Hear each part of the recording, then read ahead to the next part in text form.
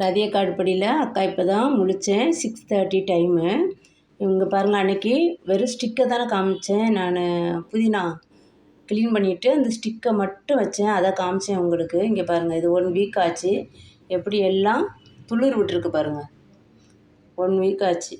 இப்போ அக்கா அதுக்கப்புறம் இன்னும் எத்தனை நாள் நல்ல புதினா நம்மளுக்கு கிடைக்கிதுங்கிறத காமிக்கிறேன். வெறும் ஸ்டிக்கு தான் நம்ம கட் பண்ணி கிராஸாக கட் பண்ணி வைக்கணும்னு சொன்னேன் உங்ககிட்ட. வெறும் ஸ்டிக்கு மட்டும் தான் வச்சோம். புதினா வெளியே இருந்து வாங்கின கட்டிலேருந்து அக்கா புதினாவை யூஸ் பண்ணிவிட்டு வெறும் ஸ்டிக்கு மட்டும் தான் கட் பண்ணிவிட்டு வச்சேன். எப்படி துளிர் வந்திருக்கு பாருங்கள்.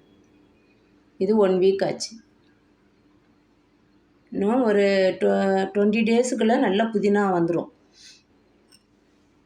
நல்லா புதுசு புதுசுன்னு நல்லா புதினா வரும்.